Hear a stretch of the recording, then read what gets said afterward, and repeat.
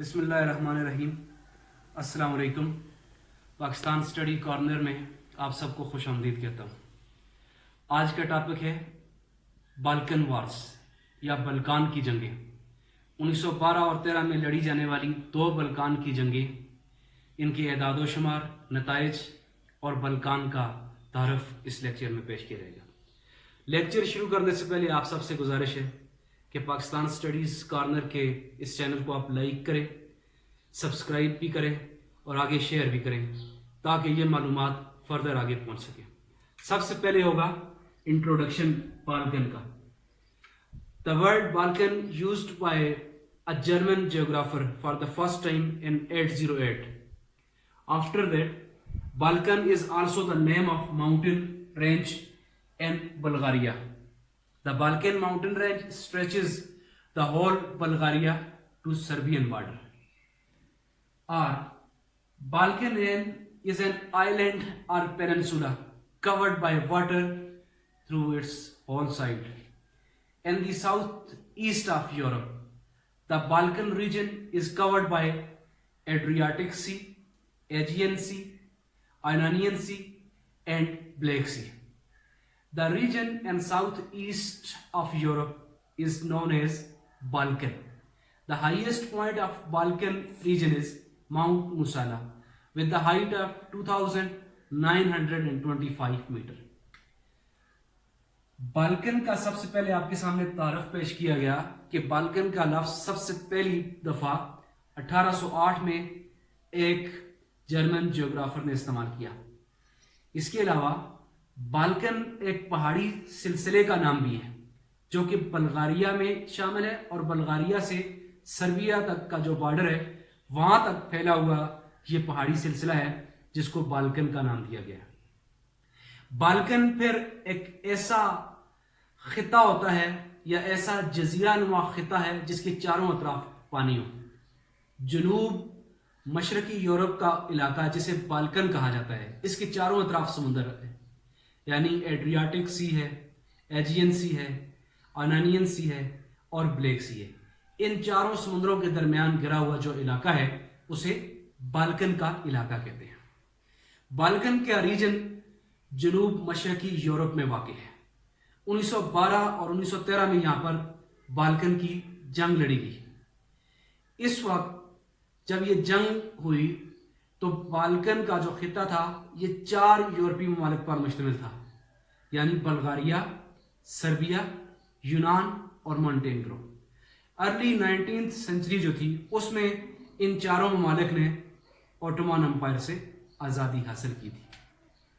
اب first war of بالکن جو تھی، پہلی بلکان کی جو جنگ تھی یہ لڑی گئی 8 اکتوبر 1912 سے لے کر 30 مئی 1913 تک، یعنی 7 مہینے 3 ہفتے اور 1 دن تک یہ جنگ لڑی گئی. اس جنگ کی جو لوکیشن تھی، جس خطے میں یہ جنگ لڑی گئی، اس خطے کو ایڈریانوپل، سکوٹاری، کوسوو، مانسٹر، سولونیکا پروونس، ایجین آئلینڈ اور ایجین سی کے نام سے یاد کیا جاتا ہے. تو 1912 میں بالکن کے اندر کے جو 4 ممالک تھے انہوں نے مل کر ایک الائنس بنایا، ایک اتحاد بنایا. اس اتحاد کو بالکن لیگ کے نام سے یاد کیا جاتا ہے. بالکن لیگ میں بلغاریہ، گریک، مونٹینیگرو وغیرہ شامل تھے. ان 4 ممالک نے مل کر اوٹومان امپائر پر اٹیک کیا، سلطنت عثمانیہ پر. سلطنت عثمانیہ کو آسٹریا اور ہنگری کی سپورٹ بھی حاصل تھی، جبکہ بالکن میں شامل جو ممالک تھے بلغاریہ، سربیا، گریک، مونٹینیگرو، ان کو رشیا کی سپورٹ حاصل تھی. اس جنگ کا نتیجہ کیا ہوا کہ بالکن لیگ جو تھی اس کو کامیابی ملی. سلطنت عثمانیہ کو اس میں شکست کا سامنا کرنا پڑا، یعنی جنوب مشرقی یورپ کا جو علاقہ تھا سلطنت عثمانیہ کے زیر اثر جو تھا اس سے سلطنت عثمانیہ کو ہاتھ دھونا پڑے.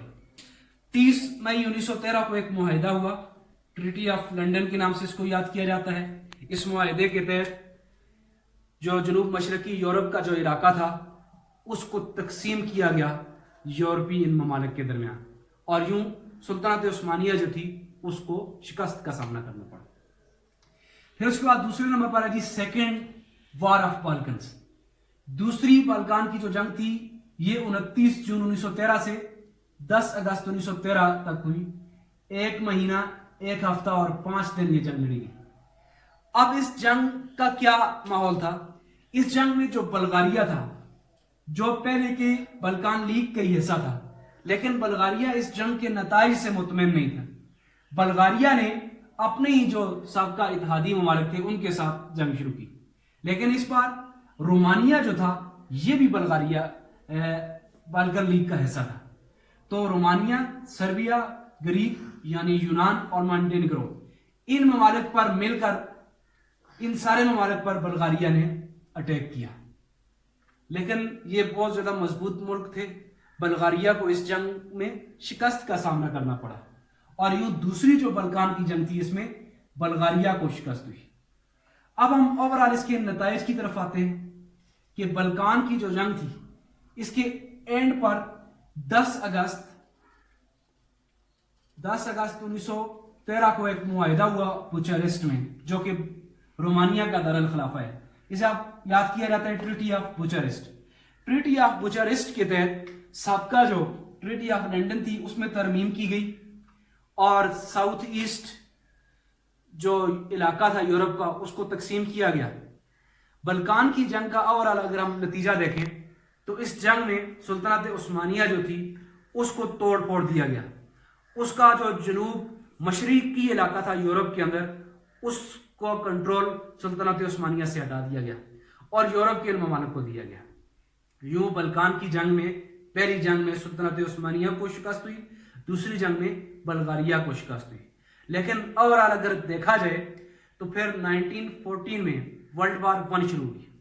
वर्ल्ड वार 1 शुरू होने की बहुत सी वजूहात में से एक बड़ी वजह बल्कान की जंग थी। उम्मीद है कि आप इस वीडियो लेक्चर के बाद बल्कान की जंग, उसके तारफ और एदाद शुमार से वाकफियत हासिल कर चुके होंगे। आपका कोई भी क्वेश्चन हो आप उसे कमेंट में लिख सकते हैं। बहुत जल्द दूसरे लेक्चर के साथ हाजिर होगा। अल्लाह हाफिज।